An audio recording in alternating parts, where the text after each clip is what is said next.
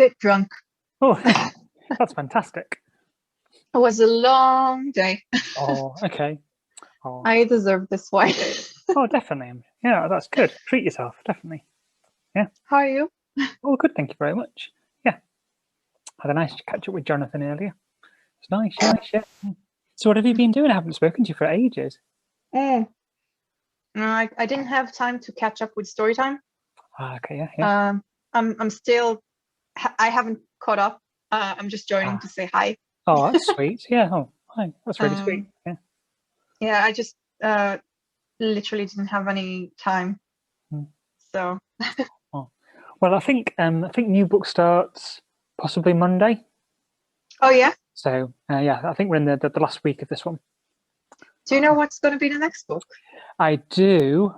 Frankie did tell us yesterday. I can't remember what it was though.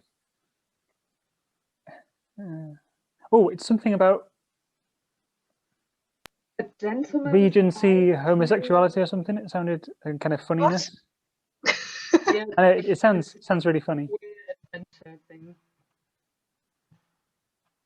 Yeah, I can't do it justice. You'll have to ask Frankie, I think. But it sounded good. She said it was a bit silly. That sounds good. Yeah. Hello, Mike. Hey, everyone. Good to see you. Hey. Hello, Duncan. Hey. How are you? I'm grand, thank you. Hello, Jenny. Hello. I'm loving your scarves. Or is it just a scarf? It's just one. Okay. Oh, it's really cute. It's patchwork. Scarf. I don't remember where I got it. I've had it for ages. Oh, that's lovely. That's really sweet. Is that a homemade one? Huh? Is that a homemade scarf? No. I can't not remember for the life of me where I got it. Like, I've had it for over 10 years or something, and only recently rediscovered it. Oh. I'm gonna be back with you. I gotta do my setup. You've got to say it in the voice. I'll be back. I'll be back. I'm coming straight from my desk, and now I have to do my setup for. Okay. Oh, cat. There's a cat. Is that balanced on? Oh, I thought it was balanced on your shoulder like a pirate. Like a parrot, like a pirate's parrot. Yeah. Come on. Oh, kitty. What's her name? Their Poppy. name. Poppy. Oops. Oh. Trying to escape. Come on, say hello. It's almost a pirate name. She's almost got a pirate name. It's like Polly. Yeah, oh yeah, well spotted, yeah. Oh. Unfortunately, she doesn't say pieces of eight or Polly want a cracker. She just cries and whinges for extra snacks. That's all she would say. Yeah. One of my colleagues has parrots, and like they're just so noisy. Yeah. So it's always work from home, and one of them wolf whistles, and it's just like really inappropriate on work meetings. That's fantastic. Like, yeah. You have to kind of make sure to, because Claire doesn't even hear it anymore because she lives with them all the time. So if you're on a call with people who don't know about the parrots, you kind of have to be like, hey, Claire, your parrots are really noisy today. Otherwise, it sounds like there's a person wolf whistling at someone. Hello, Frankie. Hi, sweetie. Hello. Hello. Hi, Tal. Long time no see. Yeah, I just didn't have time to catch up. I still didn't caught up, but just hi. Oh, it's so nice to have you along to say hello anyway. Who else have we got? Hi, Mike. Hi, Jonathan. Jonathan, beard's looking great. Great. Hi, Jenny. Hi, Duncan. Hi, Dina. Who else have we got? Hi, Evan. Zach's here. Hi, Zach. How is everybody? Sabotaging your own beard to see if Frankie still tells you it looks good, just out of habit. Habit. How dare you, sir? How dare you, sir? Did that parrot have any other skills? Could it say any other phrases? I feel like it can, but doesn't very often. Okay. She's got some little birds that just sort of twitter about, and then like one old grey parrot that wolf whistles. So. Oh, that makes sense. It's an old one. Yeah. That sounds amazing. Who is this? Who are we talking about? One of my colleagues, and so the background of all of her work from home is just her birds, like constant chatter. Cute. Very cute. Mike. Mike Cox. Yes, hello. How are you? I'm good, thank you very much. Had a nice little catch up with Jonathan earlier today. That's so Lovely. nice. Yeah. Did you tell him his beard looks nice? I didn't know, but I thought it. Frankie says it enough for everybody, so I know my beard is not lacking love, thankfully. That sounds lovely. I'm so glad you guys had a nice hangout time. It's really nice, yeah. And I've tidied my bedroom, so no man's land beyond my bed is now floor. I can see the floor for the first time in 10 years. Oh, wow. It was like Time Team, going through all the layers.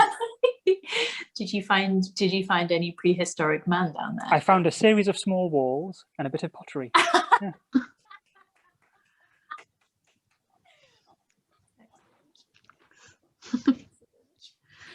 Oh, Eddie. Oh, Eddie. Martin's leaving. Martin did a joke. He's having Don't like the joke. That's fair. Hi, Carmen. Who else have we got? Who else have we got? We've got Michael. Hi, Michael. We've got Andrade. Hi, Andrade. Hi, Carmen.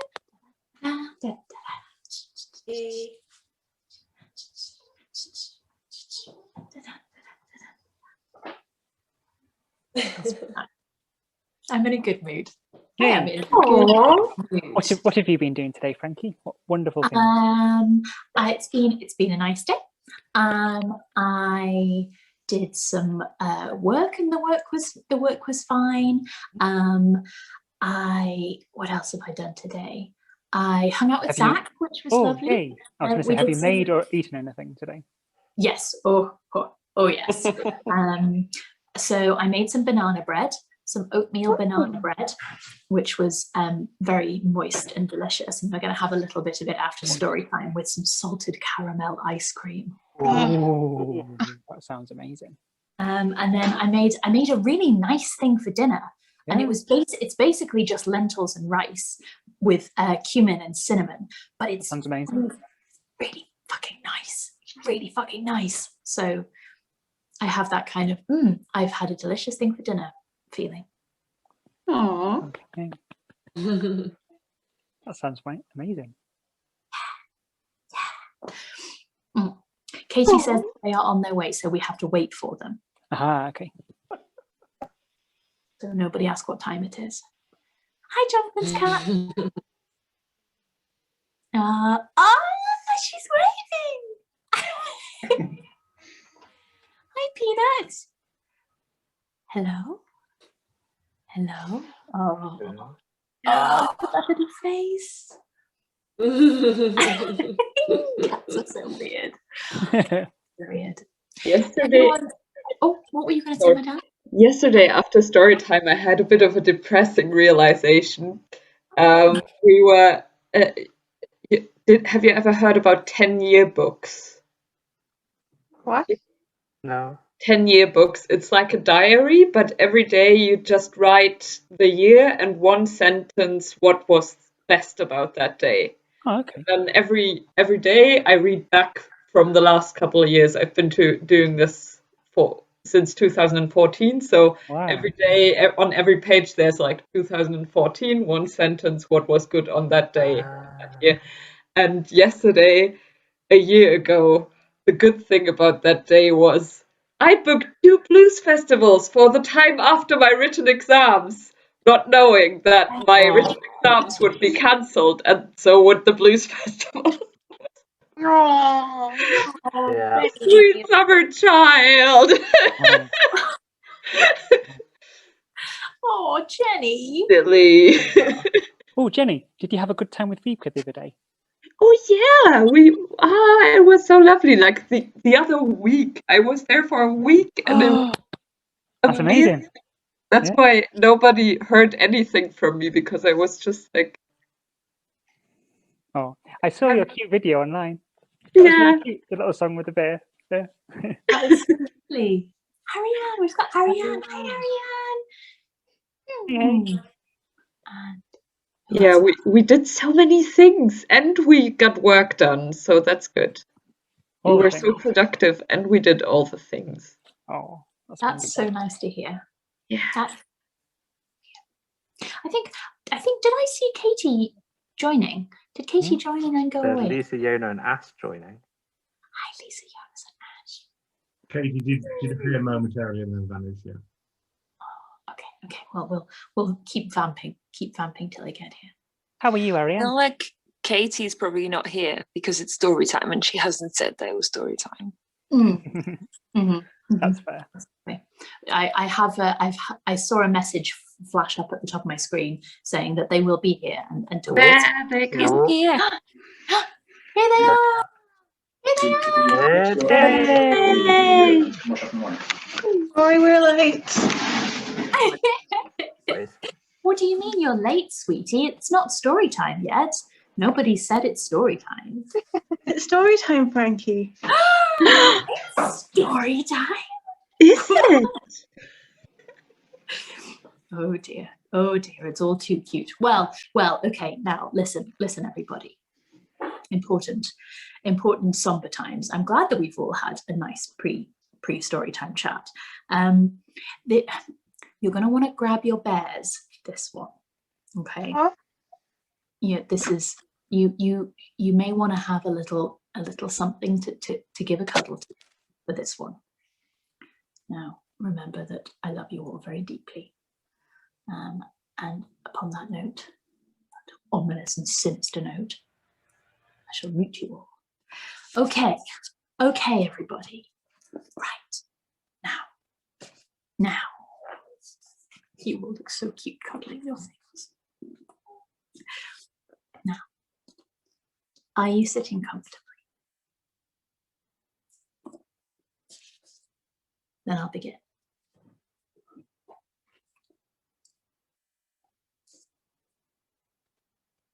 Donna has spent the evening looking through aeroplane passenger lists to and from Cyprus for the last 2 weeks. As if Gianni Gunduz would be using his own name these days. But you never knew. Fun though the passenger lists had been, however, Donna is now back on Instagram. Toyota was history already, but Carl wouldn't wait around. Who was he seeing now? Donna was nothing if not a natural detective. Was he seeing that woman from his work, Poppy? Poppy, whose photo he'd liked on Facebook? Not just liked, but replied to with a wink emoji. Poppy, who seemed incapable of having her photo taken without being shot from the left and pouting. Yes, she was obvious enough for Carl. Donna had run her name through the Home Office computer on the off chance, but nothing. Donna knows it is time for bed, but she is still thinking about Penny Gray. After the Thursday Murder Club meeting, Elizabeth had told her she wanted her to meet someone and had led her into Willows, the nursing home attached to Cooper's Chase. They had walked down quiet beige corridors with dim strip lighting and seaside watercolours lining the walls. It all carried an appalling weight, and the hopeful sprigs of flowers on cheap MDF side tables were powerless against it. Who brought the flowers in every day? That was a losing battle, but what was the alternative? Donna had gulped for air at one point. Willows was a prison from which no escape was possible, where release could mean only one thing. They had walked into the room and Elizabeth had said, "Constable De Freitas, I'd like you to meet Detective Inspector Penny Gray." Penny had been lying in bed, a light sheet covering her to the neck, a blanket further down, folded back. Tubes running from her nose and from her wrists. Donna had once been on a school trip to the Lloyd's building, where everything that should be on the inside was on the outside. She preferred everything tidied away. Donna saluted. "Ma'am?" "Take a seat, Donna. I thought it would be nice for the two of you to get to know each other. I do think you'll get along." Elizabeth had taken Donna through Penny's career. Smart, resilient, opinionated, thwarted at every turn by her gender and by her temperament, or rather by the unacceptable combination of them both. "She's a wrecking ball," Elizabeth had said. "I'm a thin blade, you understand. Penny is all brute force. I don't know if you could tell that now." Donna looked at Penny and fancied that she could. "It was fashionable in the police back then," Elizabeth had gone on. "Bit of blunt force. Fashionable if you were a man, at least. It never helped Penny. She never made it higher than detective inspector. Absurd if you knew her. I'm right, John. Absurd, wasn't it?" John had looked up and nodded. "A waste." "She was trouble, Donna," said Elizabeth. "And I can think of no finer compliment. That's why Penny enjoyed looking over the old cases. She could finally be in charge, could finally be the bull in a china shop. She didn't have to be polite and laugh at the jokes and make the tea." Donna saw Elizabeth's hand close around Penny's. Elizabeth looked at her and nodded. "We fight on, though, do we not? Penny took it all, sucked it up, as they say, day after day, without complaint." "She complained a lot." This was John. "With respect, Elizabeth." "Well, yes. She had an impressive temper on her when she wanted to." "Very focused," John had agreed. As they had left, generations apart, but shoulder to shoulder and in perfect step, Elizabeth had turned to Donna and said, "You will know better than me, Donna, but I think perhaps not all the battles have been won." "I think perhaps too," Donna had agreed. They had continued in companionable silence, out through the front doors of Willows, grateful to be breathing the air of the outside world. Back at home, was this really home now? Donna is not fully concentrating on Instagram anymore. The visit to Penny has made her proud and sad. She would love to have met her, really met her. There are many reasons why Donna would like to be the one to crack these murders, and she adds making Detective Inspector Penny Gray proud to her list. Gianni for the Tony Curran murder? Matthew Mackey for Ventham? Elizabeth had told her to look into another of the residents, Bernard Cottle. She had written the name down. And the bones? Are they important? What do you say, Penny Gray? It would be nice to wrap it all up. A nice tribute to someone who has gone before. She should get back to those passenger lists. Donna scrolls through some final pictures. Poppy has just been bungee jumping for cancer research. Well, of course she has. That was so Poppy.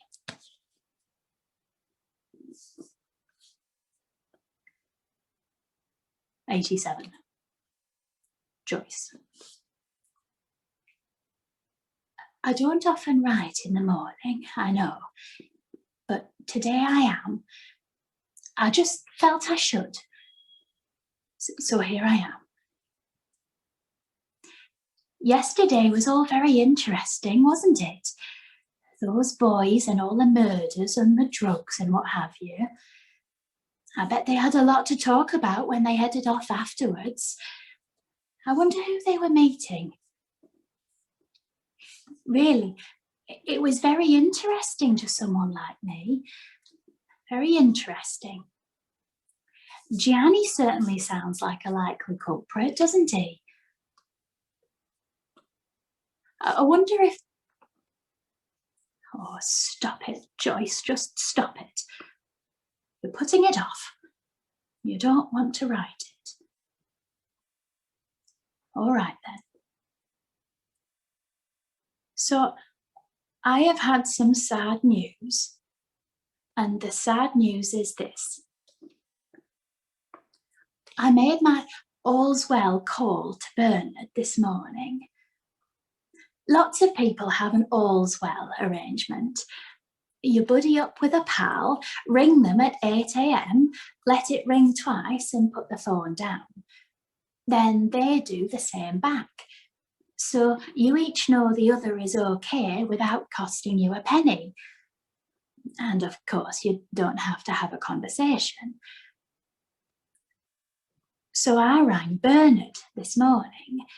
2 rings, letting him know I was safe and sound, hadn't had a fall or what have you. But nothing back. I never worry too much. Sometimes he forgets and I wander round and ring his buzzer and he shuffles to the window in his dressing gown and gives me a guilty thumbs up.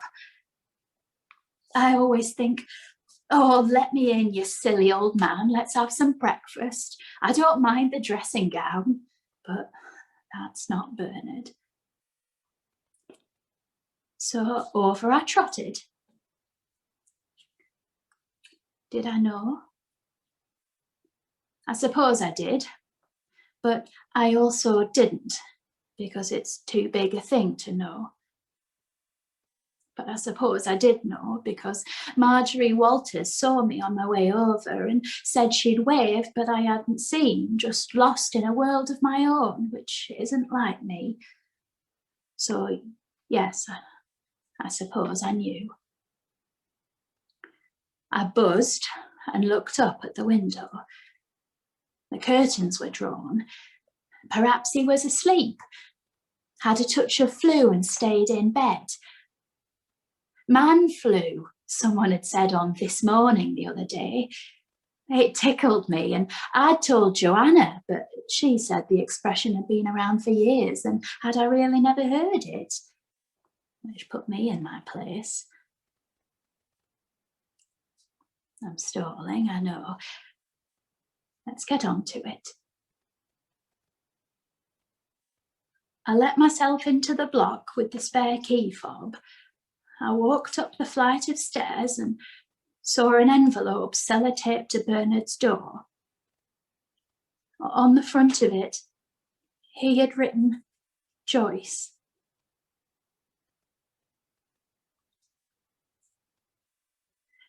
Sorry, I have to finish there.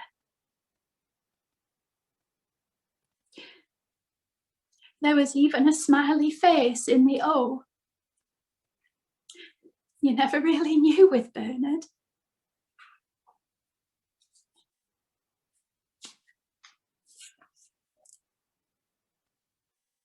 '88. Joyce opens up the envelope and slips out a handwritten letter, maybe 3 or 4 pages. She is grateful that her friends have come to her flat. She didn't want to go out there again today. So I'll just read it. Not all of it, but the bits of interest. It answers a few questions we had. I know what some of you have been thinking about him. Maybe thought he'd, he invent them. Anyway, you take your time, says Ron, and places his hand on Joyce's for a moment. Joyce begins to read with an unfamiliar waver. Dear Joyce, I am sorry for the nuisance. Don't try to come in, I have bolted the door. First time I have used that bolt since I moved here. You will know what I have done, and I suppose it's nothing you haven't seen before 1,000 times. I will be lying on the bed, all things being well, and perhaps I will look peaceful, but perhaps I won't. I would rather not take that chance, so I'll leave it to the ambulance men to decide if I look in a fit state for you to say goodbye. That is, if you wish to say goodbye. Joyce stops reading for a moment. Elizabeth, Ron, and Ibrahim are completely silent. She looks up at them. They didn't let me see him in the end. I'm sure that's policy when you're not family. So he got that bit wrong, didn't he?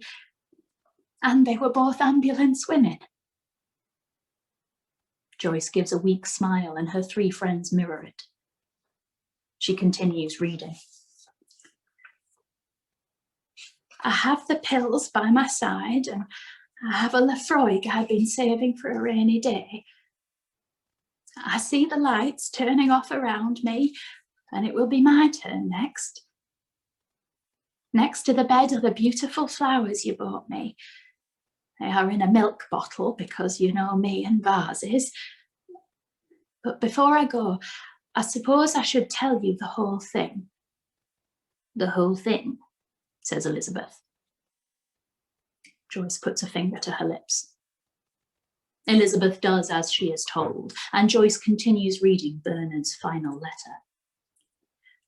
As you know, Asima, that's his wife, died shortly after we moved to Cooper's Chase, which was a spanner in the works. I know you don't talk about Jerry very much, Joyce, but I know you understand. Like someone reached in and took out my heart and my lungs and told me to keep living. Keep waking up, keep eating, keep putting one foot in front of the other. For what? I don't think I ever really found an answer to that. You know, I would often walk up the hill and sit on the bench Asima and I used to sit on when we first moved here, and you know I felt close to her there. But I had another reason for climbing that hill, a reason for which I feel profound shame, a shame that has become too much for me to bear. Joyce pauses for a moment. I wonder if I might have some water. Ron pours her a glass and hands it to her. Joyce drinks, then returns to the letter. You will know that many Hindus have their ashes scattered on the Ganges. These days, other rivers will do, but for a certain generation, it's still the Ganges, if you have the wherewithal. This was Asima's wish many, many years ago. Certainly a wish that our daughter Sufi had grown up hearing about. Asima's funeral is not something I wish to think about or write about. But 2 days later, Sufi and Majid, that's the daughter and son-in-law, flew to Varanasi in India and scattered Asima's ashes on the Ganges. But Joyce, and here's where the pills and the whiskey come in, I'm afraid, they weren't her ashes. She pauses and looks up. Well, goodness, says Ibrahim, and sits forward as Joyce reads on. I am not a religious man, Joyce, as you are aware, but in her later years, Asima was not a religious woman either. She shook off her faith slowly, like the leaves from a tree, until nothing remained. I loved that woman with everything I possess, and she loved me. The thought of her leaving, being placed in hand luggage, Joyce, and then floating away from me. Well, That wasn't something I was able to comprehend 2 days after saying goodbye. None of this excuses my actions, but I hope it might explain them. I had the ashes at home for the first night. Sufi and Majid weren't in my spare room. They had preferred to stay in a hotel, despite it all. Many years ago, Asima and I had been browsing at an old antique shop, and she had picked up a tea caddy in the shape of a tiger. Well, that's you, I said, and we both laughed. I called her Little Tiger, and she called me Big Tiger. You know the drill. I went back a week later to buy it for her as a surprise Christmas present, but it had already been sold. Anyway, that Christmas, I opened my present from her, and there it was. She had obviously gone straight back and bought it for me. I have kept it ever since. So I took the urn and poured the ashes from the urn into the tiger tea caddy, then placed the caddy back in the cupboard. I filled the urn with a mixture of sawdust and bone meal, surprisingly convincing, then sealed it shut again. And that's what Sufi took to Varanasi, and that's what she scattered on the Ganges. Bear in mind, I wasn't thinking straight, Joyce. I was paralysed with grief. I would have done anything to stop my Asima floating away. I had forgotten, of course, that she was Sufi's Asima too. The next day, as soon after dark as I dared, I took a spade from the allotment shed and walked up the hill. I cut the turf from underneath the bench, I dug a hole, and I buried the tin. Even then, I knew it could only be temporary, but I wasn't ready to let her go.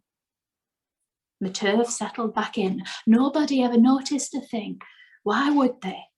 And every day I would go and sit on the bench, say hello when people walked by, and talk to Asima when they didn't.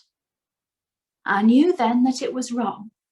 I knew that I had betrayed my daughter and that I could never make amends. But the pain was so very great. Some people love their children more than they love their partner, says Ibrahim.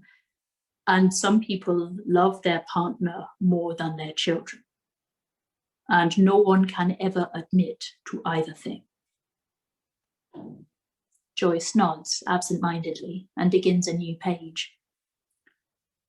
The immediate pain goes, however much you might want it to stay, and I soon came to understand the enormity of what I had done. The awful selfishness, the entitlement. I started to think of plans and plots, something to put it right. Maybe I would dig the tea caddy up. I would take it on the bus down to Fairhaven, let some of her go and keep some of her with me. I could never tell Sufi what I had done, but at least her mother would be in the waves, returning to wherever Sufi imagines we return to. I knew it wasn't enough, but it was the best I could do. Until one morning, I climbed the hill to find workmen laying a concrete foundation for the bench. They had dug down, not far enough to find the tin, and filled the hole with cement. They had done the job in half an hour. And that was that, I suppose. So silly when you look at it, but I had no easy way of digging the tea caddy back up. So I would continue to walk up the hill and continue to talk to Asima when no one was listening, telling her my news, telling her how much I loved her, and telling her I was sorry. And honestly, Joyce, for your eyes only, I realise that I have run out of whatever it is that we need to carry on. So that's me, I'm afraid.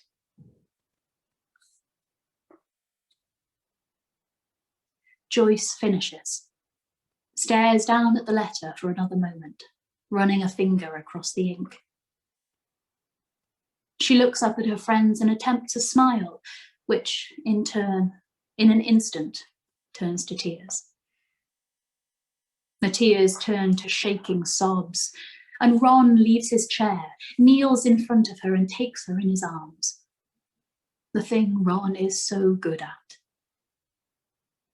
Joyce buries her head in Ron's shoulder and flings her arms around him, weeping for Jerry and for Bernard and for Asima, and for the ladies who went to Jersey Boys and drank G&Ts out of cans all the way home.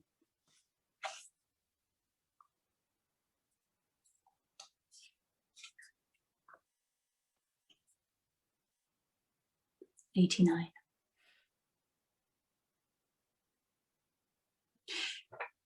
It is too late to be in Fairhaven Police Station, but Donna and Chris have nowhere else to be. Chris kneels and unblocks the paper jam in the photocopier. Chris finds it hard to kneel without cramping up these days. He isn't sure what that is. Too much salt or not enough salt? It's one or the other. Fixed it, he tells Donna. Donna presses print and makes a series of copies of the reports she's been sent by the Cypriot Police Service. I'll bind them all together for you, says Donna. It'll take a while, but it'll be easier for you. Very kind, Donna, says Chris, but you're still not coming to Cyprus with me. Donna sticks out her tongue. Chris has a very interesting interview lined up. One that should tell him once and for all where Gianni Gunduz is. Gianni's name has not appeared on any of the passenger lists that Donna has waded through. No flight, no boat, no train, either into or out of the UK. But Chris supposes that Gianni is unlikely to still be using his old name. Not when the police had been hunting him down for the murder of the young cabbie and Tony Curran had been hunting him down for the £10,000 he had stolen. But no one could simply disappear. There would be a trace somewhere. Chris shuts down his computer. He feels sure that Turkish Gianni is their man. He's been around long enough to sense when something fits perfectly. Evidence was another thing, but hopefully the trip to Nicosia will help him out there. Shall we call it a night? Quick drink, says Donna. Pont Noir? 6:50 flight in the morning, says Chris. Don't rub it in, says Donna. Chris stands and pulls down his office blinds. Gianni was one thing, but Ian Bentham? That was harder.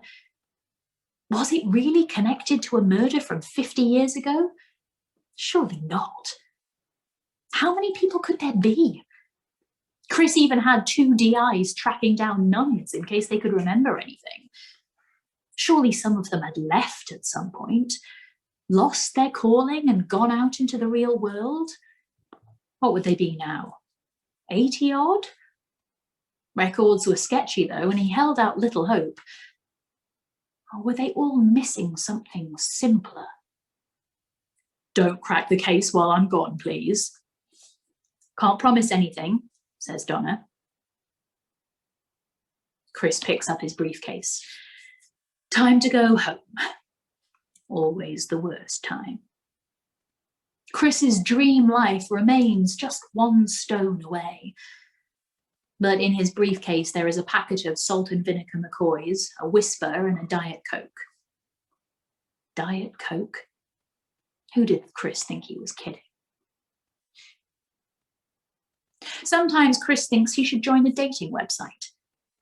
In his mind, his perfect date would be a divorced teacher who had a small dog and sang in a choir. But he'd be happy to be proved wrong. Just someone kind and funny, really. Chris holds the door open for Donna, then follows her out. What kind of woman would want Chris? Did women really mind a bit of extra timber these days? Well, yes, he was sure they did, but even so, He was just about to solve a murder, and surely, somewhere in the whole of Kent, there was someone who might find that attractive.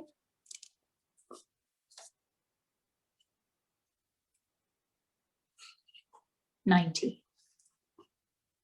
Joyce. Oh, I can't sleep. It's Bernard, Bernard, Bernard, of course. I'm already wondering about the funeral. Will it be here? I do hope so. I know I hadn't known him long, but I'd hate to think of him in Vancouver.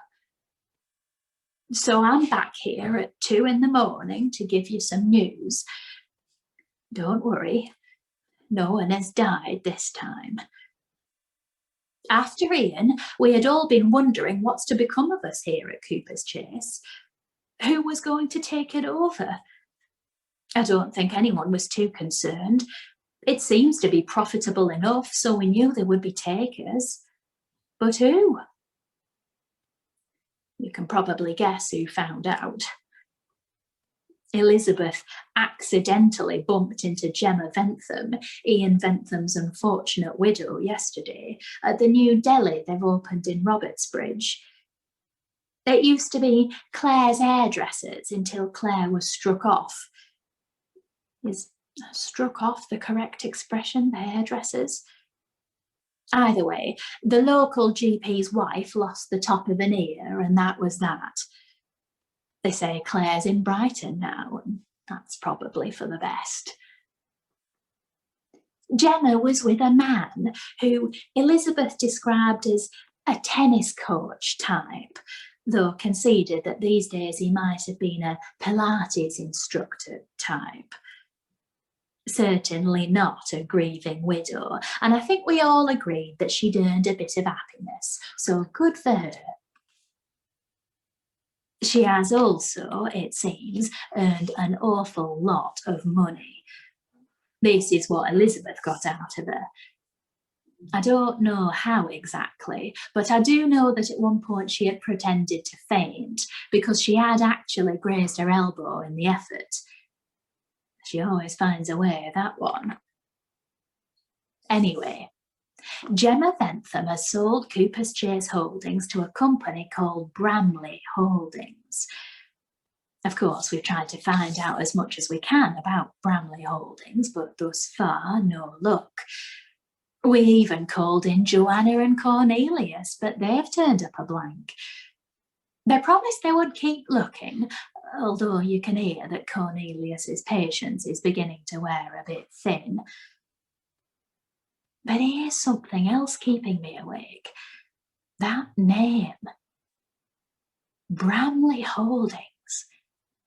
It is ringing a bell, and I can't work out why. Elizabeth says they take names off the shelf, and perhaps she is right, but an alarm is ringing in my brain and I can't switch it off. Bramley. Where have I heard that before? And I know I'm an old woman, but don't say apples. Something else. Something important. Anne, who edits Cut to the Chase, came to see me today. People will always come and see you when you lose a friend. By now, we've all worked out the right things to say. We've said them often enough. I don't think she is doing it just to be nice, but Anne has asked if I will write a column in Cut to the Chase. She knows I like to write, and she knows I have my nose in everything, so would I write something about the comings and goings at Cooper's Chase? I said yes, of course, and we are going to call it Joyce's Choices, which I like. I had suggested Joyce's Voices, but Anne had thought that might sound a bit mental health. She wants a picture of me, so I will go through a few tomorrow and pick out a nice one. We are off to see Gordon Playfair tomorrow as well. The farmer at the top of the hill. He's the only person any of us can think of who was here in the early 1970s and is still here today. He was nowhere near Bentham when he was murdered, so I don't think we can count him as a suspect, but we're hoping he might remember something useful from all those years ago. I must try and sleep again.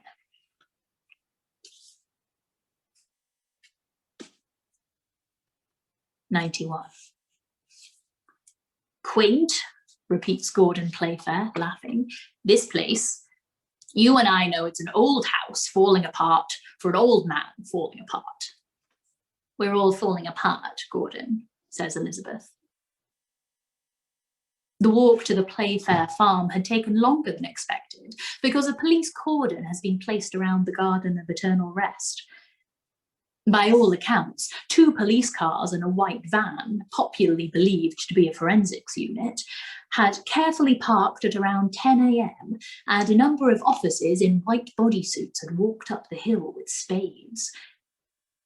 Martin Sedge has a top-floor flat in Larkin and is training binoculars on the site, but no news yet. "Just some digging," was his most recent report. "This house and me have grown old together. Roof coming off," says Gordon, and rubs the few strands of hair left on his head. "Things creak that didn't used to creak. Dodgy plumbing. We're 2 of a kind." "We don't disturb you too much? The village?" says Elizabeth. "Never hear a peep," says Gordon. "Might as well still be the nuns down there." "You should come and visit us sometime," says Joyce. "There's a restaurant, there's a pool, there's Zumba."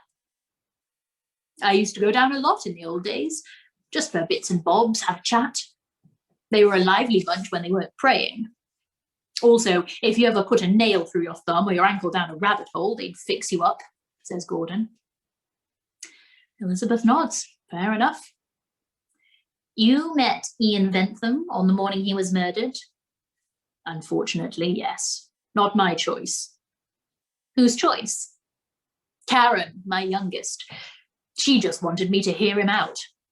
She wants me to sell. Why wouldn't she?" "And what was discussed?" asked Elizabeth. "Same old nonsense. Same offer, same manners.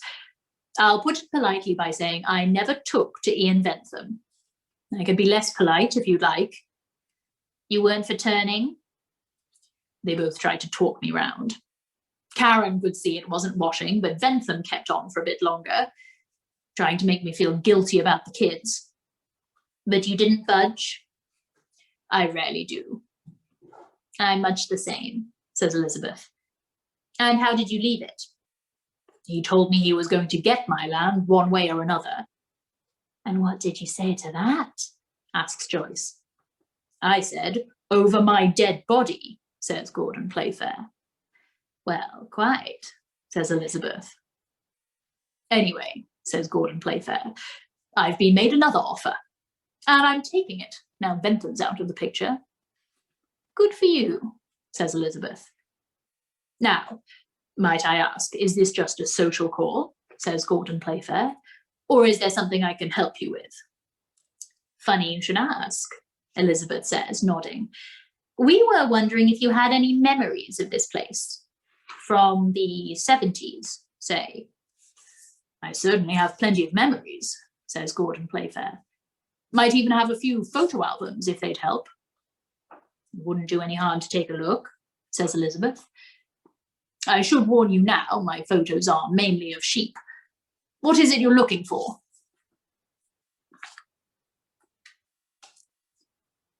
"92.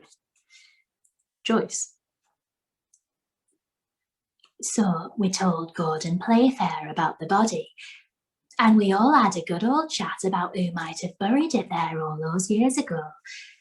All those years ago, when Cooper's Chase was a convent and a young Gordon Playfair sat in the very same house with his young family on this very hill. The offer for his land, by the way, it was from our mysterious friends at Bramley Holdings. That name is still driving me crazy, but it'll come. He was just cutting off his nose to spite his face with Bentham, refusing to sell simply because he couldn't stand him.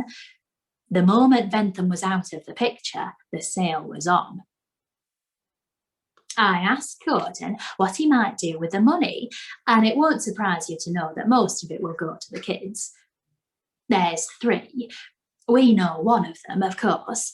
Karen, who lives in the small cottage in the next field over and was supposed to be teaching us about computers until we were so unexpectedly interrupted. Unmarried, but then so is Joanna. So am I, come to think of it. So, lucky kids, but Gordon says he has enough left over to buy himself a nice little somewhere, and you will see where this is going. We are going to give him a guided tour of Cooper's Chase in a few days and see if anything takes his fancy. Wouldn't that be fun? Gordon is craggy rather than conventionally handsome, but has broad farmer's shoulders. Anyway, back to the bones. Gordon understood now why we wanted to hear his memories of the 1970s and why we were studying his photo album so intently, just to take a look at any shots he'd taken on those trips down the hill all those years ago, see if anyone rang a bell. In the end, it was in the second album we looked through. It started with wedding photos, Gordon and Sandra. Oh, Susan, I had glazed over, I'm afraid. You know other people's wedding photos. Then pictures of a baby, suspiciously shortly afterwards. That will be their eldest. Then, and I'm not making this up, page after page of pictures of sheep, and the way Gordon was telling it, all different. And then, just as the wine and the fire and the sheep were making us drowsy, we reached the final photos in the album. 6 in all, black and white. All 6 photos taken at a Christmas party at the convent. Probably not a party as such, but certainly Christmas. It was in the 5th photo, a group shot. At first you couldn't really see it. We've all changed a lot over 50 years. I'm sure I wouldn't recognise Elizabeth or she me. But we all looked and we all looked again. And we all agreed. And so we have our evidence and we have a plan. Well, Elizabeth has a plan.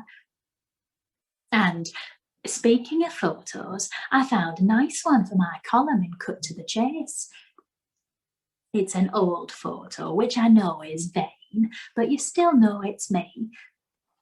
Jerry is also in it, but Anne tells me she can crop him out on the computer. Sorry, love.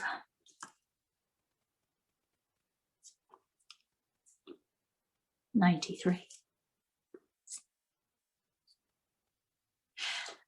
There is still a confessional stall in the chapel at the heart of Cooper's Chase. It is used as storage for the cleaners now. Joyce had helped Elizabeth clear it out, stacking up the boxes of floor polish on the altar, neatly tucked behind Jesus. Elizabeth had given the whole place a spruce up, even polishing the grill. As a final touch, she puts a pair of Orla Kiley cushions on the hard wooden seats. Elizabeth had conducted many interviews in her time and had brought many people to some kind of justice. If tapes existed of any of these interviews, they had long since been buried, erased, or burned. That was Elizabeth's fervent hope, at least. Lawyers? No. Procedure? Certainly not. Just whatever worked quickest. Nothing physical, ever. That wasn't Elizabeth's style.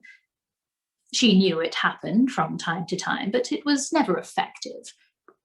Psychology was key. Always try the unexpected. Always approach from an angle. Always lean back in your chair with all the time in the world and wait for them to tell all. like the whole process was their idea in the first place. And for that, you always needed an angle, something unexpected, something bespoke,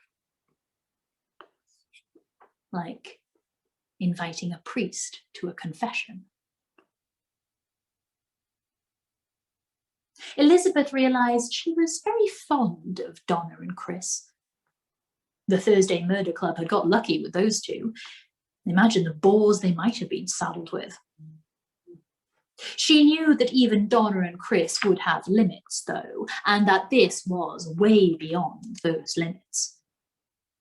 But if she could work her magic with Matthew Mackey, she knew they would forgive her.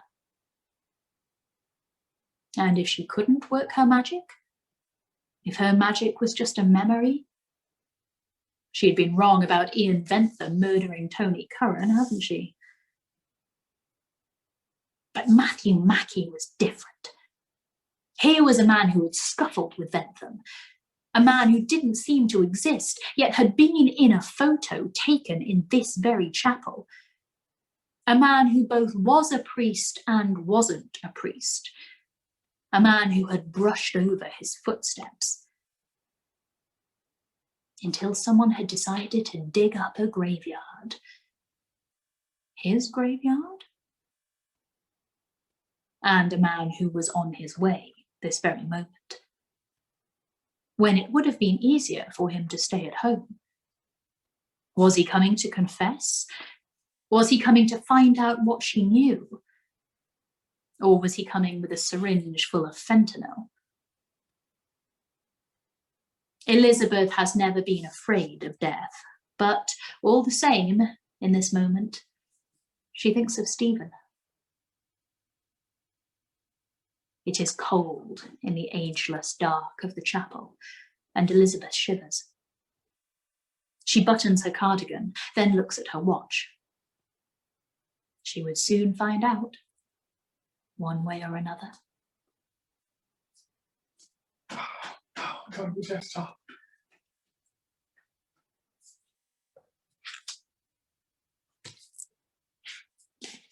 Somebody say something. My Zoom froze. Who was in the picture? Oh no! I missed a bit. Oh no! Who knows? Who knows? I slept through the last 20 minutes, so I need to watch that tomorrow. You what, my love? Slept through the last 20 minutes, so I need to watch that tomorrow. Man! Frankie, your reading there was just so emotional. Thank you. Thank you. That was fab. Thank you, darling. Oh, I'm sorry. Are you all okay? I love you. I love you all. Oh, everyone's very quiet.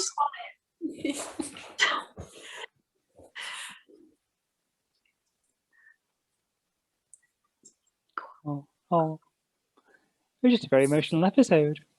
Yeah. Martin, come talk to me. I had my bear to hug. That was pretty nice. Yay, bear! Yay, bear! Yeah. Oh, sweetie. I don't know about other people, but I was definitely having a bit of a cry. Yeah. Oh. That was very well delivered. Very much so.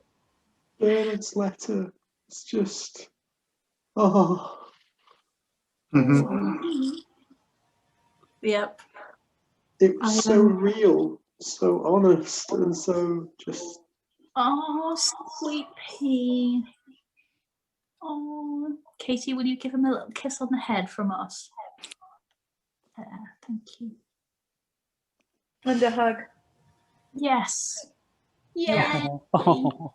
Yay! Hugs for everybody. Pretty good.